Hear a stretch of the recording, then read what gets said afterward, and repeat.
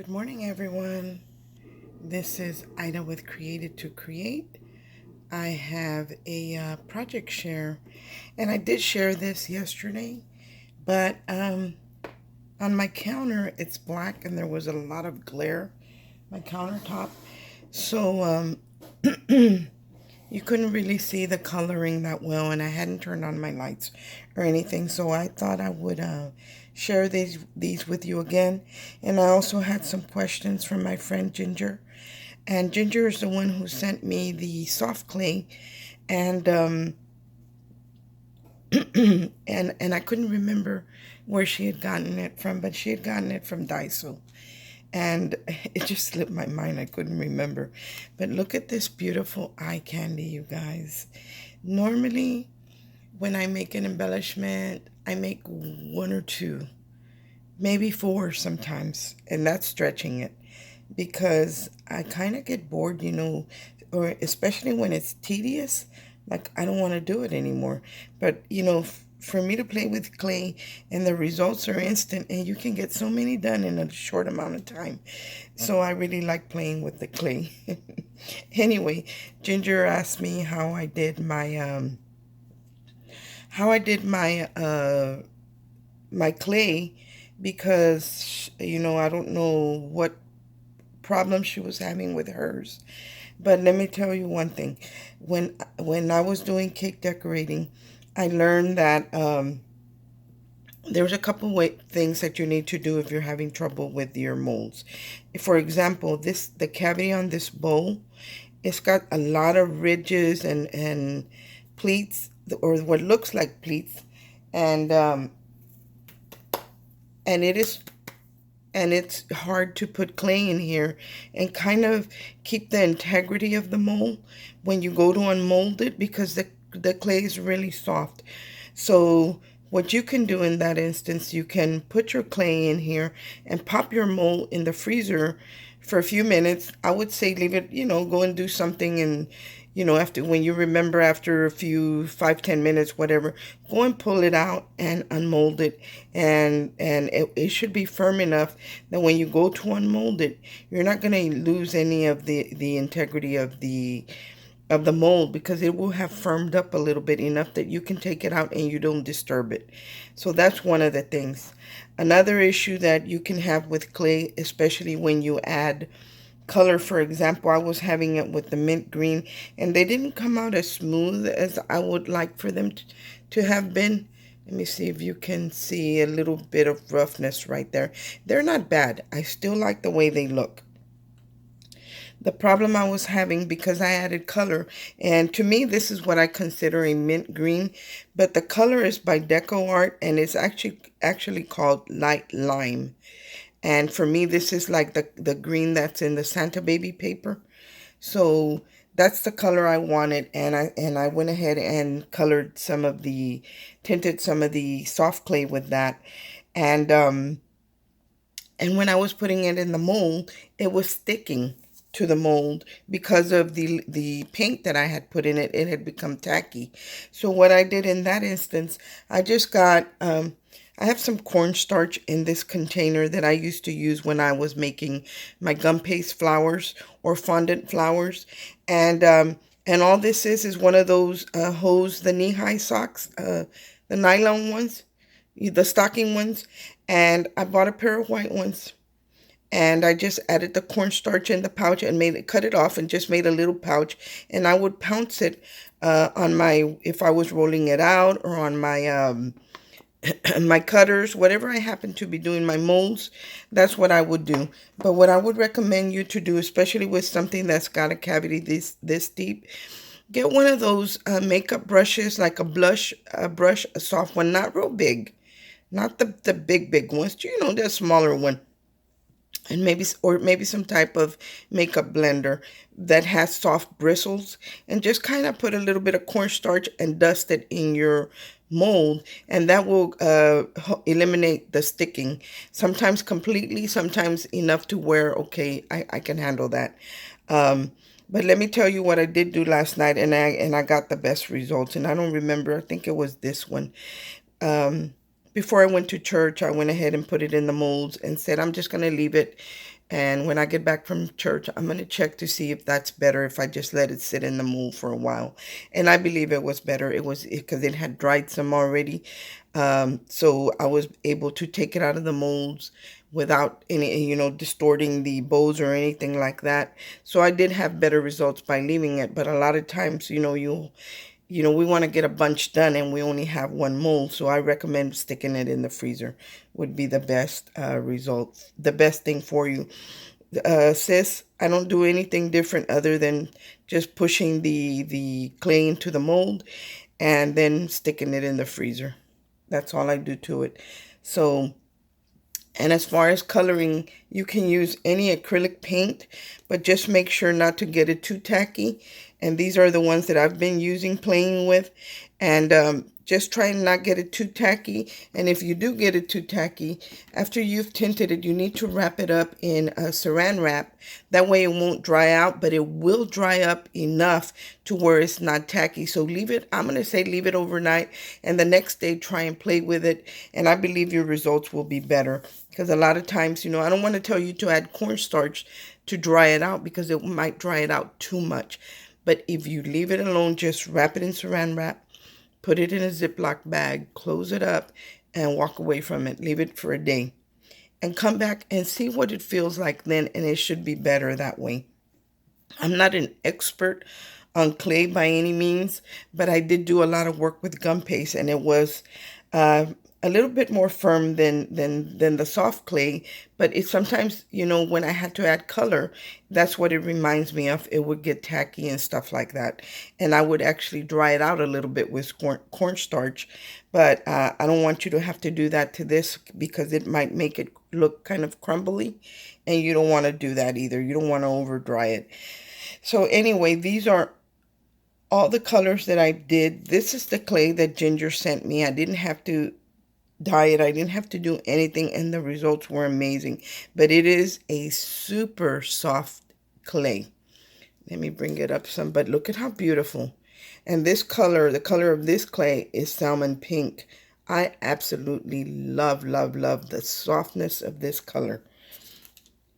And then this is one that I tinted, and I didn't, if you can tell, there's marbleization going on here because I didn't mix it well enough. But what I use is the Martha Stewart pearl paint on this one. And you can see a little bit of the iridescent shine in it. I don't know if you can see it in the camera, but I can see it. So that's the color that I used there. It was a light blue. This color right here, let me share this one with you. See how pretty that is? That's just a very light pink. Even though the color is dark, the name of the color is just pink, I only put a little bit in it. A little bit just to get it a light pink. I was shooting for the salmon and couldn't get it done. But it ended up looking okay. So this is what, because I don't have, there is a salmon pink. I looked it up online and they do have one that's salmon pink, but I don't have it. And so, and I just need to look through my stuff. Anyway, this is just pink and I added just a little bit. This one is the lime. Let me show you that again, by Deco Art. And it is a light lime. And then this one over here, this aqua looking turquoise or aqua looking one is called Patina, also by Folk Art. And this came either from Hobby Lobby or I'm going to say Hobby Lobby because that's the one I frequent the most. These sugar ants, they bother me. And then, of course, right here, I don't think you can see it. I'm going to kind of slide this eye candy over because I want you to see.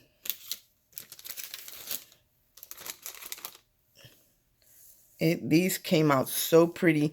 And they remind me of that, you know those candies that are, they're the shape of a peanut. And they're kind of like a marshmallowy type spongy candy. They kind of look like a peanut or wedges or something. And my daughter loves those candies. I don't like them at all. But that's what these remind me of. Look at how beautiful these are. Right here are the ones I did in a two-tone, the little comb and brush. These are tiny. And I did it in white and the salmon color.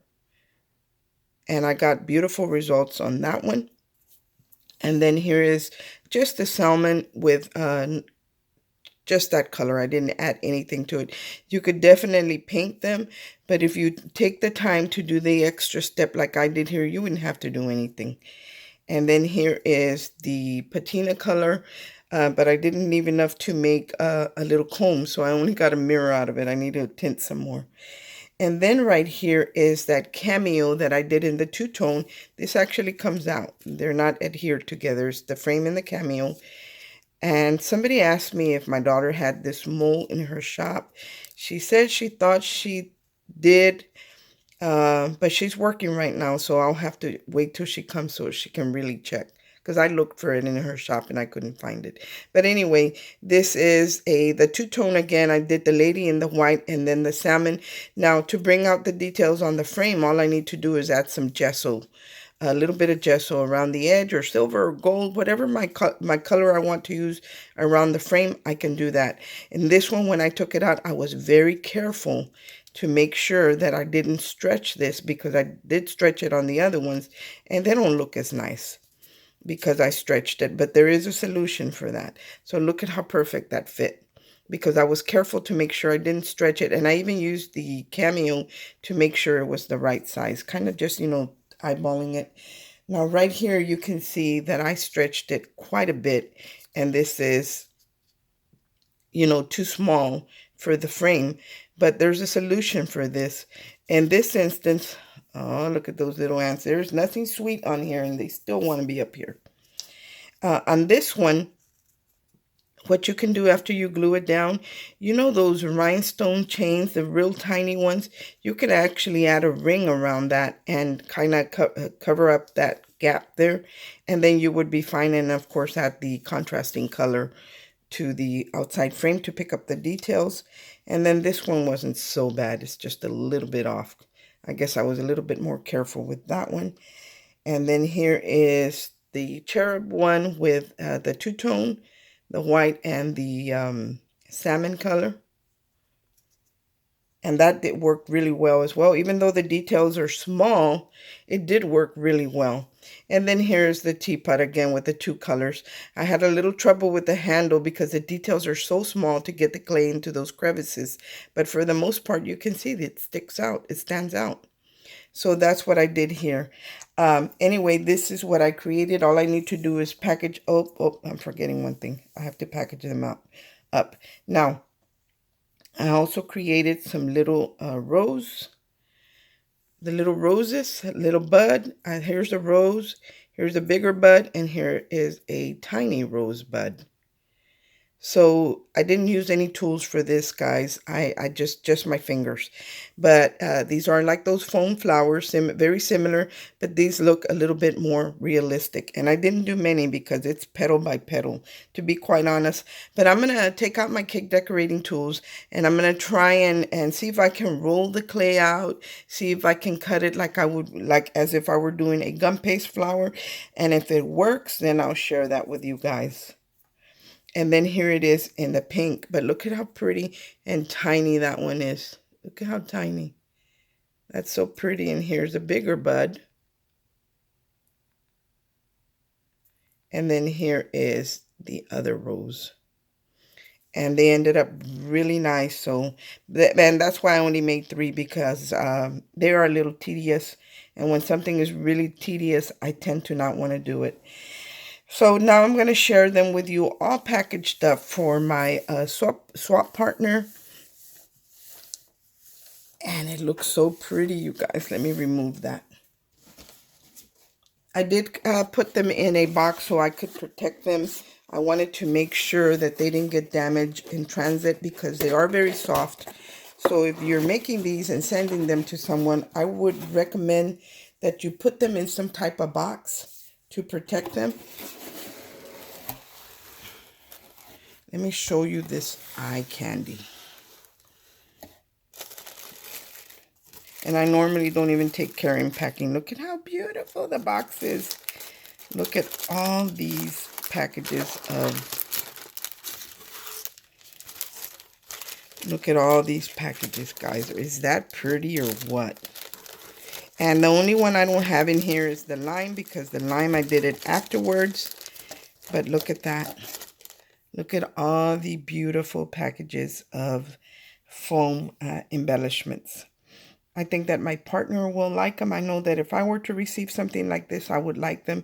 I don't know if I shared with you, I did do the bird bath in the patina color as well, and then in the salmon. And then the whole ones, I just did them in the salmon color because I didn't have any more of that. But the details, I mean, it picked up the details really, really well. Look at that.